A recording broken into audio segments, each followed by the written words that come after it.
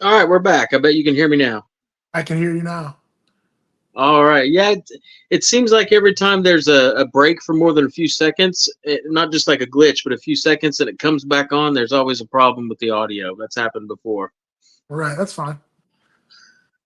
So Okay, so what? you want to continue? Yeah, definitely. Okay, go ahead. Who's your Mount I Rushmore? And they can't all be from Militich. Mount Even Rushmore. though I would accept that answer, Um, yeah, if I- you had to take four dudes into an alley with you for a brawl, who would you pick? yeah. That's a tough question. Again, it's because when you Tim say, Sylvia? well, me and him have already been there. So, I mean, Wait, you guys have been in a street fight together? yeah, I mean, but those were the early days. There was a lot of that going on. I mean, a lot of backyard boxing matches and you know. Stuff at the bar. Somebody, especially when it came to fighters and girls, like, you know, I mean, let's be real about it, right? Like, if you go to a bar and there's Pat Miletich, Tim Sylvia, Jens Pulver, Matt Hughes, me, um, Tony Frickland, uh, Robbie Lawler. I mean, you go right down the line, right? Yeah, There's these guys are bound to do something. Like because nobody's going to beat you up. Like it's just not going to yeah. happen. I mean, so there was always a matter, and somebody was always starting something. It was kind of crazy, but uh, yeah, those were the early days. Maybe like 2001, 2002, somewhere in there. Yeah. Wow. Um, because the fights of yours that I've seen, I don't remember. Okay, was there ever a game plan for one of your fights, especially UFC fights, where the idea was to take them down, or was the game plan for you always standing up? Um, the fights that I like to have were stand-up fights. Okay, you prefer stand up, obviously. Yeah, I mean, in another thing is I think that I always kind of wanted to prove my skill level, right? Okay. So I think that every guy I ever fought that was supposed to be good standing up ended up trying to take me down. So the only guy I will give the exception to is Patrick Cote, who beat me. Hmm. Um, Again, never been. I don't think I've ever been hit when I wasn't ready or wasn't didn't know what was coming. Patrick Cote was probably the only one guy that caught me off guard. Um, but I will say for sure, without a doubt, the Xavier Fupapakam match. I trained with a guy named Ryan McGivern. He wrestled at Iowa, and when I heard about so when we get the match set up, um, I start reading this guy's background. His background's all Muay Thai, and everybody's talking about he's the next Anderson Silva, and they're like every article is like this kid is just a stand-up killer. And so I end up training with Ryan McGivern. Probably we trained at least every day for 2 months on just wrestling. Every day. He met me every day for an hour and we Hmm. trained just wrestling. Um, the interesting thing was I think that we wrestled so much that it got me in like high peak condition. And I go out there and beat that dude in 38 seconds with a knockout, and um, a lot of the guys were just like, "What happened to the game plan?" You know, and I think I even got a better story about. I'm not sure if it was that match or not. Yeah, it was that. So that match, I had like again, I'm in great shape because I remember exactly what happened. I was in great shape. I had trained with Ryan McGivern every day for 2 months, and that I probably had about a 4 month camp, but the Hmm. last 2 months every day. I mean, we trained at least an hour every day. And I really appreciate him taking the time out of his day to do it. And he, just so you know, Ryan wrestled in Iowa, and Iowa wrestlers are about the toughest around. So we get to the match, and for whatever reason, like a lot of my corners and partners or teammates they all had something better to do, so nobody came. So I brought another guy, and I was just, if anything, dude, just carry my bags and hang out with me, and we'll get through this thing. Hmm. So I'm about to. I'll even go further. I end up showing up there at the event, and Matt Hughes is there. Jeremy Horn is there. There was a guy named Johnson. He was from one of the Ultimate Fighter TV shows. Robbie Lawler was there. A guy named Matt Pena was there. Um, He's a boxing so coach, isn't he? yeah, he's a boxing Okay. coach. So I show up. I didn't even know these guys were going to be there because they had all left. They had all left Militich. Right. So they were all doing their own thing. I didn't know they were all going to be there. And so I get there and all the guys are there. And I'm like, why didn't anybody call me? Like nobody told me anything. So this is where I think things got confused with the Militich camp and what happened when I arrived at the UFC event. So I arrive at the UFC event. So I think I got there I paid like a little extra money so that I could be there a few days early. Hmm. So I think I got there like 9 days out. Start cutting weight and doing all that. Then I realized the other guys were there and we all team up. We just had a great week together. Um, I worked with Robbie Lawler. I worked with his boxing coach, Matt Hughes. I worked a lot with Jeremy Horn. We did a lot of jujitsu stuff. Um, everybody that mattered was there, and we had a blast. We had a blast cutting weight.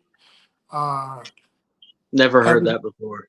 Oh, we had fun. I mean, well, just to be real about it, like again, back in the day, we trained at this place called I think it was called Ultimate Fitness. Yeah, the place is called Ultimate Fitness. It was a racquetball court, but Hmm. it was a gym, but it was old racquetball courts. We would go in the sauna, and there was always like a big game, like who would be the last guy standing. So we would train, and then we'd go sit in the sauna. And I mean, some of those guys would be in there for 2 hours. I mean, just getting dried out. So, anyways, the week of the event, I remember we just had this great week. We all were exchanging knowledge, and we were all, showing each other moves, and just going through processes, going step Hmm. by step through everything. And so, again, this is where I think things got confused. I trained at Militich for 4 months straight. It's just that my all the guys that said they were going to go end up not going. Hmm. So I end up taking another person with me. We get there, we think we're going to be there by ourselves, and all the right guys end up being there. So we train all week. We're all prepared for the show, and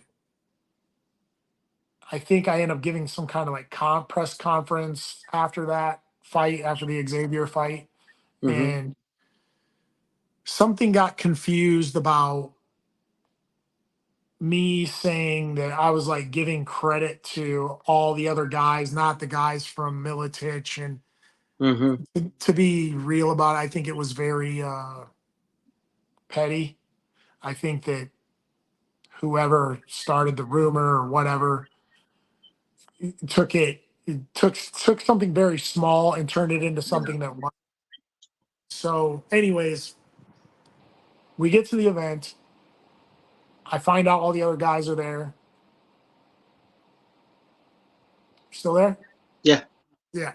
So I get to the event. I find out all the other guys are there. We have this amazing week. We're eating breakfast together every morning. We're training together. We're cutting weight together. We're showing all this technique. I mean, it was a great session because we had all Hmm. these different views and all these ideas all coming together. Yeah. So finally, we get to my event, right? And I'm warming up. I'm getting warm. And I had my guy that I brought with me. I said, "Hey man, I want you to grab some pads so I can warm my legs up a little bit and make sure I stay fresh." He's like, "Okay." So we're getting ready, we're getting warmed up, and I'm like, they're calling my name, so they're like, I'm about to be staged up to go. Right. They're calling me out, and I'm kicking the pads. I go to kick the pads. I'm like, "Hey, bring the pads down a little lower," you know. Guy brings the pads down a little lower, but when I kicked, he raised his arms, and I kick his elbow. Mm. I seriously thought I broke my foot. Yeah. And I mean, this is literally like a minute before we're gonna go out. I mean, I'm hurting, right? So I was like, whatever, doesn't matter. I'm here now. We're gonna go. So we get lined up, and Matt Hughes is standing to my left, and Matt's like, "Hey man, do you think you're ready?" And I was like, "No." He's like, "Well, what do you need to get ready?" I was like, "How about you say a prayer for us?" So we go back in the room. We all say a prayer. We go back, and then me Mm-hmm. and Matt Hughes we're starting to stage up. We're going to the cage, and Matt Hughes is to my left, and everybody else is pretty much behind me. And Matt Hughes is like, "So man, you ready for this? You know, like you prepared a lot for this, right?" He's like, "I was like, yeah, man. I wrestled with Ryan, man, every day for 2 months. I think I'm gonna be able to take this dude down, and I think it'd be the strategy would be better to take him down rather than to fight him Mm-hmm. standing up because he's supposed to be so good." Yeah. So I was like, "Yeah, man, I really think I'll be able to wrestle him." Matt was like, "Yeah, man, your wrestling's definitely a lot better, and we're feeling pretty excited for this match." So we get to the curtain just before they're going to open the big curtain, and you go all the way to the cage. Mm-hmm. So Matt is still standing there, and he's just kind of standing there. I turn and I kind of nudge Matt because we always had this like weird relationship, like kind of a love-hate relationship. So I kind of like nudged him real hard, and he like kind of looked at me, and I said, "You know what, man? Screw it." I go, Mm-hmm. "We're gonna go out there. You know, I'm gonna put it in first gear and blow the motor." And he's like, "Yeah, that's what I thought." so so then they call me. I go out, get to the cage, fight starts, whatever. And if you ever watch this match, so if you ever watch the Xavier match, I really planned on him coming out and him doing these some kind of crazy boxing elbows Mm-hmm. and tie stuff. He really didn't do anything. Mm-hmm. So we're kind of like dancing around, and I was kind of like, okay, he's not going. He's not going. Yeah. And you'll see in that match, I kind of back up. I back up and I kind of shake my hands out because I'm so nervous. And I just went after him. And I was like, somebody's got to start the fight, right? Yeah. I just go after him. I beat him in 38 seconds or Yeah. whatever. And it was a great match. But again, it was just one of those times where all the right pieces of the puzzle fell together. Mm-hmm. We win the match. Even after that, it was so crazy because um, we end up being in the casino. Now, Xavier had like a whole crew with him. He had like 10 Mm-hmm. guys with him. So I just got my one guy. We end up that night after the match, we're walking through the casino. Here he comes right at us, him and his crew. I grab the dude who's with me and I'm like, "Hey man, just be ready. If this goes, you got to be ready for this." Yeah. And Xavier walks right up to me, and I'm like, "What's up, bro?" And I'm ready to fight. Like I think he's gonna Right. fight. And he's like, "Let me ask you a question." I was like, "What's up?" He's like, "You fight everybody like that?" And I was like, I go, "Yeah."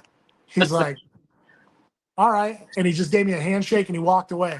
And I was like, oh, "Oh my God." Yeah, I mean, that was probably one of my more thrilling moments, but it was also a very confusing time because I don't know what happened the press conference after that. That kind of created a separation Yeah. from me and Militich at the time, and I ended up going to train with Spencer Fisher, had a gym at the time, and I trained with him Mm-hmm. for a while, and then I ended up going back to Militich. But Yeah. yeah, I mean, again, the reason I bring that up is because when you say who is my Mount Rushmore, those guys were all in the room with me. You know, Jeremy Horn, Matt Hughes, Robbie Lawler. Um, you know, you go right down the line: Pat Militich, Jens Pulver, Tim Sylvia. I Hmm. mean, these guys, they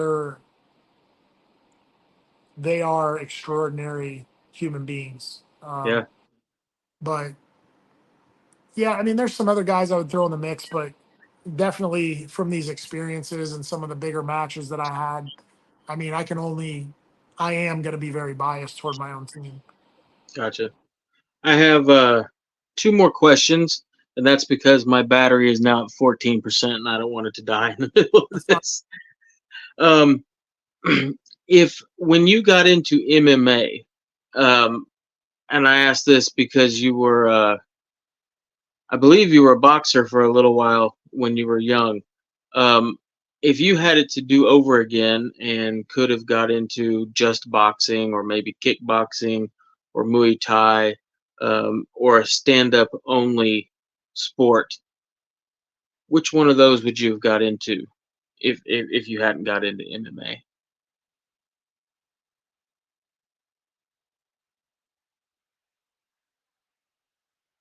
Oh, oh, oh, are you there?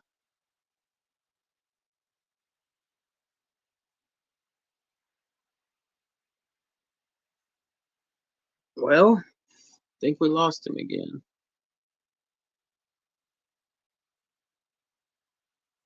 Oh, is that you?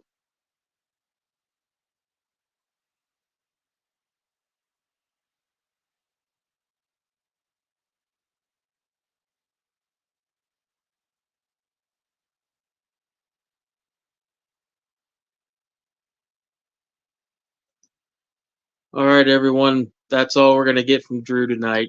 I don't know what happened. We're having technical difficulties. I want to thank you for tuning in. We're gonna be talking to Drew again sometime. We're also gonna be talking to a few more people. We got Houston Alexander coming up. I just want to thank everyone for tuning in. This channel's slowly growing. I'm seeing the comments from people who are getting something out of these interviews, and that's why I started doing the channel. Was in the hopes that someone would be inspired.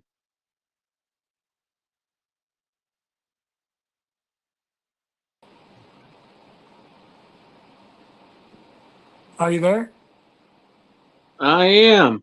All right, I'm There we back. go. All right. I was just telling everybody goodbye. We'll see you next time.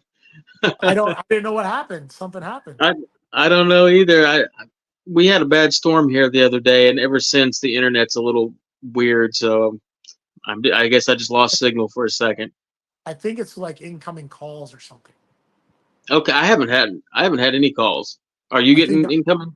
I think that's what it is on mine. Okay. The same thing happened with Gray Maynard. He It he must got be. some incoming calls and it kicked us off. Yep. Okay, so what's your last question? Or your last two questions? Oh You said you had two more, I think. yes. You boxed in high school. Am I remembering that right? No. No. Okay. When you got into MMA, since you always do prefer the stand up, and the idea was to never take them down and wrestle. If when you got into MMA, you could have chose boxing, kickboxing, Muay Thai, something that was stand up only at the time, would you have done that, or would you have still gone into MMA? No, I would never. I always liked, like, my, I should say my era when I was younger was, Mike Tyson and Lennox Hmm. Lewis and George Foreman. Yeah. All these, boxing was very popular, but I never really wanted to be a boxer. To be very honest, I never really wanted to be an MMA fighter. Um, I just enjoyed working out. That's it. I just enjoyed Gotcha. working out. And it's kind of the same thing with my fishing, right? Like, I figured, hey, these guys are working out. They look great and they're fighters. They got to fight every now Hmm. and then. But they're making money working out. Yeah. I was like, if I can do that, I'm going to do it. And I worked at it for years, but eventually I was able to make money doing it. And it's the same thing with bass fishing. At some point, I would love to be able to make money doing it. Mhm. Right? All right, my last question. What are you having for dinner tonight? Chicken. I ate a lot of chicken. Chicken. Chicken. I'm actually trying to stay away from the carbs tonight. I've lost a lot of weight, so um, I'm trying to get back to some level of decent conditioning. Maybe 203 pounds, 202 pounds. Well, if I'm, you I'm ever want to really, feel better about yourself, I can send you some footage of me running up and down the stairs. You'll feel yeah. great about yourself, man. Hey, trust me, I've been there before. I like 1 year. The most I've ever weighed in my life was like 248 pounds, Hmm. and that was like 6 years ago or something. And I bent over to tie my shoes and almost passed out. Ugh, ugh. Serious. Or the worst feeling in the world, and this is what I like. I told you I lost a lot of weight, so I'm actually the most weight I've lost to date is about since I started. So it's like think about 5 to 6 months. I've lost like 32 pounds ish, but Nice. it kind of goes up and down. At so Sure. 32 is the most, but right now I'm probably sitting at like 28, right? So the best feeling I got while I got into this process of losing weight was one day I sat down on the little couch and Hmm. I bent over to tie my shoes and I didn't have to hold my breath. You know, I was like, wow, this is what that feels like, man. It's all, You just got to find someone that'll tie him and untie him for you. yeah. All right, man. I've got some kids that are waiting on salmon and wild rice, All so right. I'm going to That's go do that uh, and plug the phone in. I enjoyed talking to you again. I always enjoy talking to you, and if you're in, we can do it again sometime. I'll try and create a better list of notes and questions for you than this last time. hey, it's all right, man. I enjoy it. Yeah, I enjoy just talking in general, just general conversation. Right on. Well, I enjoy talking to you, Drew. Thanks for coming on the channel tonight, and I'll talk to you again soon, man. All right, take it easy. See you, man.